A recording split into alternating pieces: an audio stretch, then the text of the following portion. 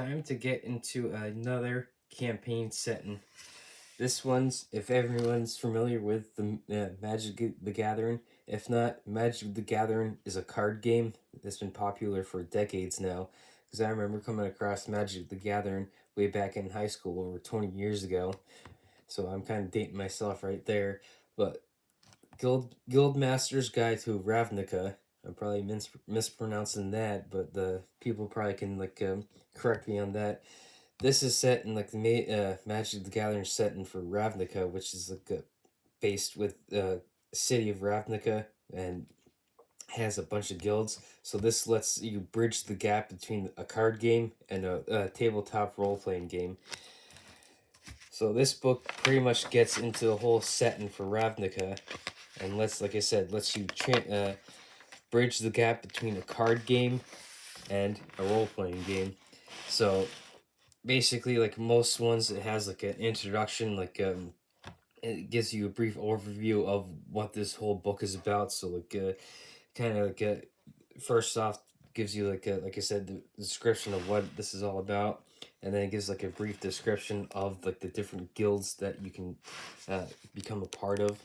So just like every other book, pretty much has like the introductory information like when you first open it up, so that way you have like at least a basic understanding of what to expect and everything. So now with this campaign, it gets into like a character creation. So like each campaign is going to be slightly different because you have a slightly different flavor to it. So like for instance, like a Forgotten Realms campaign setting that I've done is going to be quite different, and that book is based on the Sword Coast. It's going to be different than this one, which is going to be different. Let's say if you ran a campaign in Eberron or in Greyhawk, or if you use the Dragonlance set, and each one's going to be quite different because like the races, the character classes, and each are slightly different to give each campaign its own unique flavor type of deal. So with the first chapter, it pretty much gets into the character creation for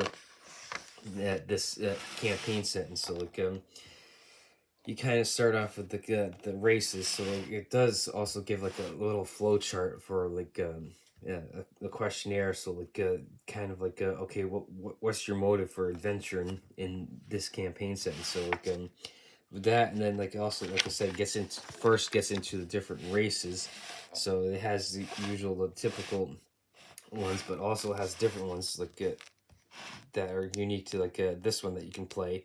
Not that you can't play ones that are here in other ones. These are just more like a common in this set. So like you can see here, the centaur is kind of common there. So, and of course like they got the goblins that you can do, which isn't too common in your traditional campaigns, but here it is. So with the Loxodon here, what popped to mind for me was in Final Fantasy 14, especially in like the later expansions, like with the Shadowbringers and Endwalkers, is like the elephants and those expansions. So that's what popped to mind with the Loxodon. So of course you can also play Minotaurs, which are kind of popular in Dragonlance setting as well. So, and of course they also have like their own unique character races that you can play. Like you can see here the Simic hybrid. Vedelkin, and of course, like I said, I'm probably mispronouncing a lot of stuff, so so people can correct me on that stuff. So it also gets into the different classes by the guild. So because each guild might be better geared towards like certain types of classes. So you got all your typical character classes as well. So you got your races, your classes, your typical abilities. So then you get into a whole chapter just based on the whole guilds of this, which is pretty much like the whole concept of this. Now you don't necessarily have to be part of a guild, but it definitely is a big part of this campaign setting, with being set in like the city of Ravnica. So now this chapter pretty much goes in depth with the guild. So it gives background ideas for bonds, ideals, traits, pretty much for your characters per guild.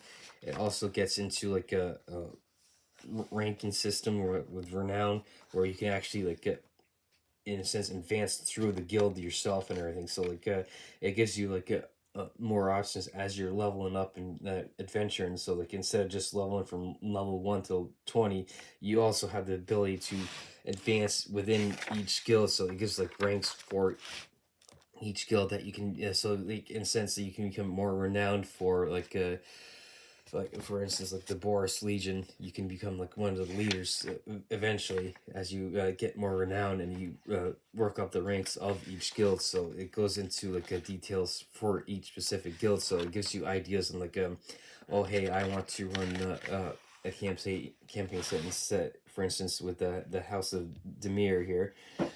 You could use this to kind of use run a whole campaign with a party based just on this guild, or you can do like one of the other guilds, or you could have like a campaign set where the people aren't necessarily a part of guild, one of the guilds, they kind of work outside the guilds. So there's several different options, but like the main one is working with guilds. So this one gives, like I said, detailed information on like each of the guilds, so that way you can like move through, you can use specific ones and like use move through the ranks of each guild, and like kind of like have guild on guild uh, adversaries combats, or like campaign ideas where like you're doing espionage or something. So like the ideas are limitless and everything. So like I said, this goes chapter 2 goes into depth on each of the guilds, so that way like you have like a background information on each one of them. So like depending on which guild the party like wants to fit into or run through in a campaign, you can just pick and choose. Or another idea, you could have like characters from each one of the guilds that could quite possibly like come together to maybe fight like an outside force that's threatening the city or something. So the ideas, like any campaign, are pretty much limitless. There's only like the only limit is pretty much your imagination. So this whole chapter is kind of lengthy because, like I said, it goes in depth into all the different guilds that are in there. So there's probably like about a dozen or so. So there are definitely a lot of options when it comes to choosing your guild and everything. So this is why this chapter is kind of in depth. So then it actually gets into like with chapter 3 here. It actually gets into the city itself, which is called, like, as you can see, the 10th district. So it gives like a whole map of like the whole, like all the different precincts that like that are part of the city. So then with this chapter, it actually goes into depth like with each precinct. So then like it gives like a even like a broader view of that, like a map of that part of the city. So like with this, like it goes in depth of the city. So you could in essence have campaigns like focused on just one part of the city, if or at least be able to start with one part of the city and have like enough background information to be able to maybe run several sessions to get at least started off and build from there. So it depends on how long a gaming session usually lasts. So like of course, a lot of times, like being a veteran myself, gaming sessions can last 4, 5, 6, 7 hours, maybe 8 or 9, depending on how much time people have to play. And like scheduling issues is like, that's always a big thing with especially with adults nowadays. Our scheduling issue is always a thing. So but like I said, that goes into depth of the actual precinct, so it gives you a very good background to start in each specific area of the city. So, and of course, like it gets now into chapter 4, creating adventures. So like for DMs, it gives you like pretty much like a background on like ideas. So like if you're like kind of running out of ideas, like you've run, say, maybe 4 or 5 sessions, and now that you're up to, say, like level 4 or so, and you're running out of ideas, this chapter kind of gives you a bunch of like ideas where you can build upon what you've already run through. So like and of course it gives ideas per guild and everything, and it gives you like dungeons, maps of like dungeons that you can like go through per guild or whatever. So like it lets you like in a sense like get into buildings and stuff that you can run encounters. So like you could be running a raid or be chasing like one of your enemies through like one of these buildings or whatever. So this gives like ideas that you can use as kind of like dungeons. So you don't necessarily have to do as much legwork as you would have if you're just basically shooting from the hip and going from scratch type of deal. So it, this one definitely is a good help for the DMs actually being able to build upon what's in this book and be able to like get that limitless amount of adventure that you can have. And of course every campaign is never going to be the same, so you could run two, and of course you could be running 3 or 4 different campaigns in this set and then never run the same one again, because you could like be running different type of working with different type of guilds, or you could be working with non-guilds, or like the ideas are, like I said, are endless. The only limitation is your imagination. So like this whole chapter is like a I'll reiterate, drive towards giving DMs ammunition so they can use to be able to run an effective campaign, so that way their players want to come back again and again and again.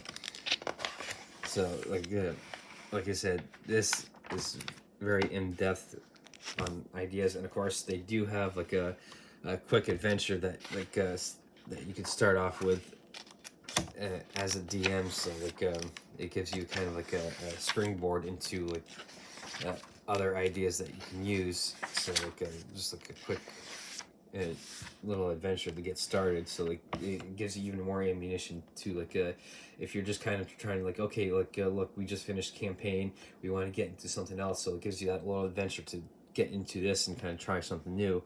And of course most campaigns source books wouldn't be complete without like having a chapter on like treasure. So like you're pretty much like your silver, gold, and like platinum pieces. Like it gives you like ideas for like different types of like magical items that you can pick up, which is like always a part of like any campaign, because magic has always been a big part of D&D. So like it gives you like ideas for like different spells that you can use and like of course like you can also now create like magical items like staffs, wands, rods. And so that is always a chapter that gives you ideas for like rewards and treasure that the characters will find interest in. And of course, like anything, this one wouldn't be complete without a chapter on the friends, foes, NPCs. So this gets into detail on like the different types of creatures and like monsters and NPCs that you can face off against your players. So it does have like a bestiary, which is like a, now the monster manual is kind of like a generic overview. It gives you like the basis that you can use as like a kind of like the foundation for any campaign. With this one in here, this is actually like any campaign source book is like campaign specific. So this gives you like different monsters that you can use that are specific to this campaign. Now there's nothing that says that like you couldn't necessarily use these monsters and transport them to like a different campaign. So like for instance, you could be running like a Dragonlance campaign, and you could maybe like have them come across like an ancient dungeon or something, and use one of these monsters as kind of like a new unique type of creature that they find. Like maybe one of these was summoned there ages ago and has been stuck in this like a dungeon for ages, and like you can use the some of this like for that unique type of encounter. So you don't necessarily have to keep these campaign specific, but these are geared towards this campaign setting. So like these are like for instance, when running a campaign here in Ravnica, these are the monsters and creatures that you most likely would run into while running the campaign in this one.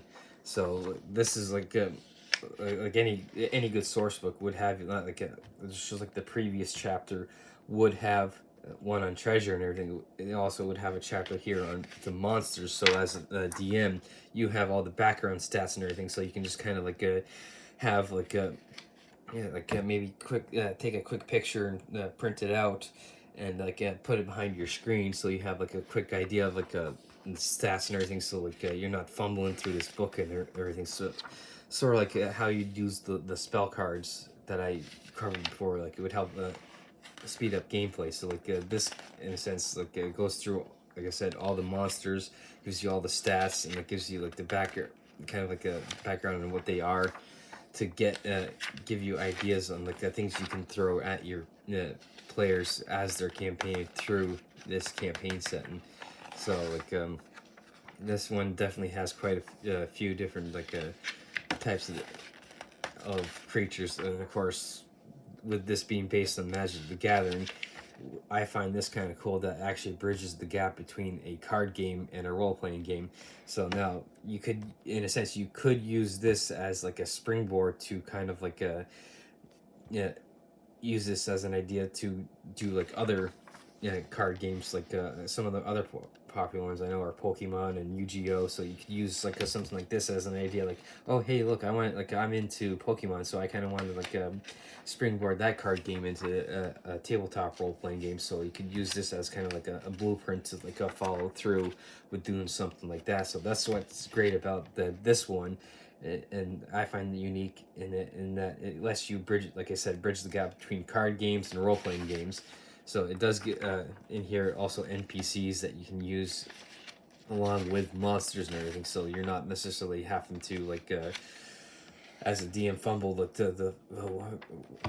sit there and write out a bunch of NPCs. Like you also on the spot or whatever, you have a bunch of like NPCs already here that you can use to kind of help bridge the gap between maybe like in between like you going through a dungeon crawl, you could you find a bunch of NPCs that you can resupply or whatever between your next adventure type of deal. So it, like I said, this last chapter is great in that it not only gives like any other campaign set, it gives like based on like each campaign gives like treasure ideas, but also gives you monsters that you can use that are campaign specific and everything. And like I'll reiterate again that you don't necessarily have to keep these creatures in this campaign.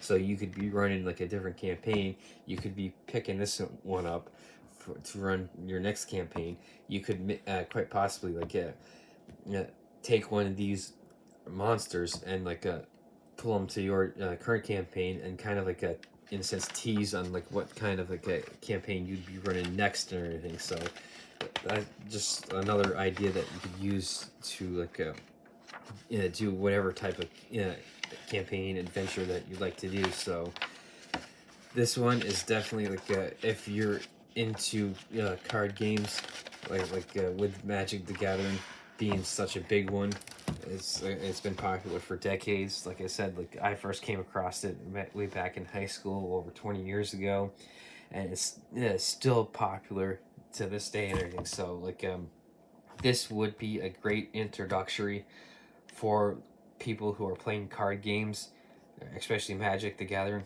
to kind of springboard them into the tabletop role playing game setting. So like and vice versa. So like if you're big into like role playing games like D&D or Pathfinder or any other ones that like especially the ones that I've covered so far, you could use this as a springboard to maybe get into card games. So like the crossover with something like this is great and everything. So like this is just another campaign setting that you can use, just like the Forgotten Realms Sword Coast event campaign setting I've done, and I'll probably be getting into other ones as well eventually. So this is one would be great for an introductory. Like I've said, between like getting people from card games to role playing games and vice versa. So this one is definitely check it out if you're in one of those two camps.